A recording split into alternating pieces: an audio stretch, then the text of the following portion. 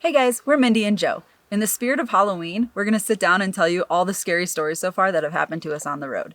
Sometimes you may question, is van life safe? We think it is, but these are our spooky stories. So we hope you enjoy.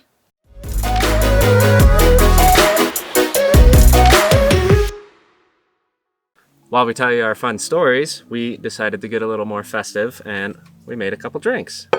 So, did you guys know that Trader Joe's makes their own bourbon and it was like 15 bucks?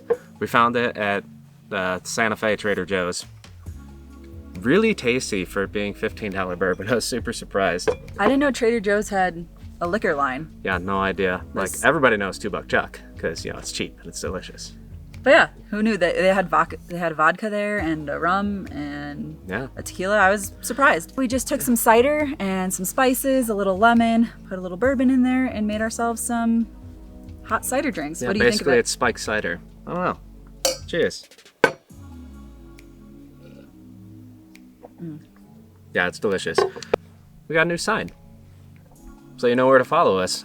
Mindy's sister actually made it for us, and it's nice and subtle and small, but will be really useful when we can finally start going to van meetups again after this whole COVID thing goes away. Yeah, thanks for the sweet sign, Tiff. We love it. Thanks, it's awesome. So let's get to the stories. So this one's not as spooky as the others. We'll start with the least spooky story, I think. To kind of set the scene, we were parked in Ohio on DNR land at a boat launch, which had 24-hour parking, and we were like 99% sure it was okay to park there. It was one of those ones we weren't questioning. We weren't like worried somebody was gonna come knocking. So it was kind of surprising when we're sitting there. It's only like 6 o'clock. It's still daylight, and we just decided that it'd been a long day driving. We had tried like 3 other campsites. Couldn't get any cell phone service. There was way too much shade, so we weren't getting any solar power. So we finally ended up at the boat launch. So we're just sitting there laying, watching a movie, deciding to chill. All of a sudden we hear, right? Okay, that's weird. So I pop open the door and there's a cop and he looks right dead in the eyes like this. Are you okay? So naturally, me being super confused, why are you asking me if I'm okay? Like, of course I'm okay. I'm just chilling in my van. It wasn't the actual situation that was super creepy. It was just the way he asked us if we were okay. Like, he asked us in a almost like startled way. Like, should I not be okay? Yeah, it kind of freaked us out. What's going on? Am I allowed to park here? And he said, yeah. He's like, well, I didn't see you guys earlier. So I wanted to check, like, so that warranted a knock? Like, we confirmed that it was okay to park there, so we had a great night's stay after that. But yeah, that was our first official knock. We could have been out paddleboarding or something like that because the water was right there and it was still daylight. So it seemed a little odd or weird. But yeah, that wasn't super spooky. It was just very unexpected. So the next place, we were in the George Washington National Forest. Found a beautiful campground, and if you want to see that video, it'll be linked. So we roll in there, we get our little spot. And I'm unloading the Groms because we wanted to do a ride. And this guy walks over while I'm unloading, says, hey. I say, hey, what's up, man? He's like, hey, man, do you have any money? No, I don't have any money. And he's like, oh, well, we need money for gas. And I had seen him and his lady friend sitting in the car as we drove in, and they were in this old beat up Subaru. But they were actually camped right across from us, which we didn't know was theirs until this guy came over. And they had like a little tent city. They had everything you can imagine. They were definitely living long term. But their car was running. So him asking for gas in the middle of a national forest was a little bit weird. So I kind of gave him the mean mug. And he didn't bother us again, but like a park ranger came out, and next thing you know, those guys disappeared. So kind of odd. Didn't expect it in a national forest. It just made us uneasy because you're out in the middle of nowhere with no cell phone service, and this person who's clearly living in this spot where it's a 14-day stay, so you could stay for quite a while, but he obviously had been there for probably longer than that. And yeah, just the way he came up and asked kind of made us feel a little uneasy, like we didn't want to leave our stuff, take the Groms out or anything. We did eventually, but yeah, just kind of gave us an uneasy feeling. Yeah, who begs for money in a national forest? It just seemed a little odd. Like, you expect it in a city, not out camping. But that was our number 2. Not super creepy, just a little weird. Number 3, we've already told you this story, but we'll tell it again. So this was in Virginia. This was at where were we? At a trailhead. Yeah, this was a couple days before the Washington National Forest incident. Yeah, so Virginia, what's going on with you guys? So anyway, it was a new moon, so there's zero light out. It was like one of the darkest nights of the year that we've seen so far. Like, it was pitch black, no light pollution, super dark.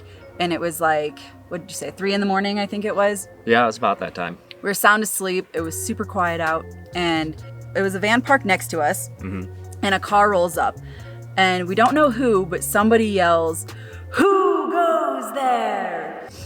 Like as loud and as threatening as they possibly could, to the point it woke us up. We're like, what's going on? So we get up to go check it out, and then somebody screams, "You have been warned!" Like as loud as they can, and like it sounded like a really cheesy movie, essentially. Like it was really cheesy and screaming, but then as I looked out the window on the opposite side of the van, I saw the taillights and some dude jumped into a car and then rolled out. So we're not sure if the guy that was camped next to us was still there or if these people were just messing with us. We're not really sure, but also in Virginia, kind of weird. Yeah, we'll never know the answer to that one. We don't know 3 who in the was morning yelling. you hear people screaming when you know there's only one other person camping.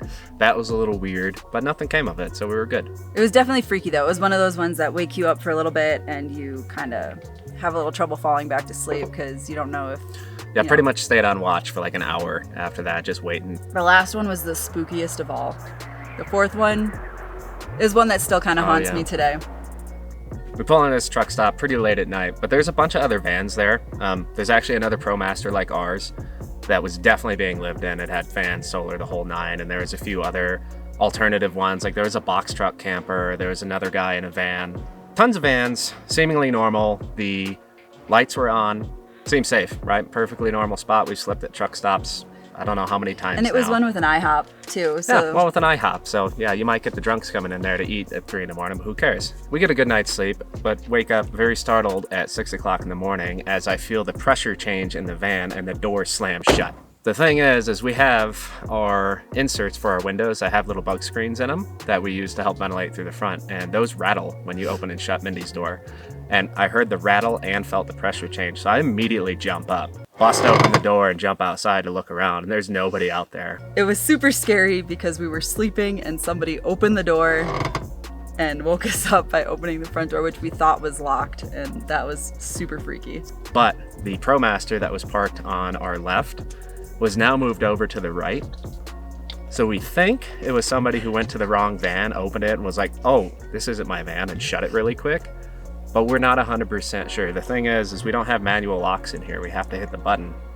And I hit it, but at some point in time, I must have pulled it out of my pocket and accidentally hit the unlock button, which has happened before. Sometimes when you push the lock button, it doesn't lock. Like That's we true. have to make sure everything is like closed perfect and hit the lock and like audibly hear it lock. But yeah, somebody definitely opened our door, because then later, as we were sitting there making breakfast, we had the door shut, we could hear the other van open the door, shut it, and it wasn't nearly as loud as it was in ours, so that was probably the freakiest thing. All right, guys, that's it for our spooky stories. We hope you enjoyed them, and by no means are we saying that van life is completely unsafe, but we'd love to hear your spooky stories, whether you're a full-time van lifer, RV, or just somebody that likes to travel. Go ahead and leave a comment below, and if you're not already, go ahead and subscribe to the channel. We try to put out videos a few times a week, and if you want to see a certain video about us, go ahead and leave another comment as well. All right, see you all in the next video.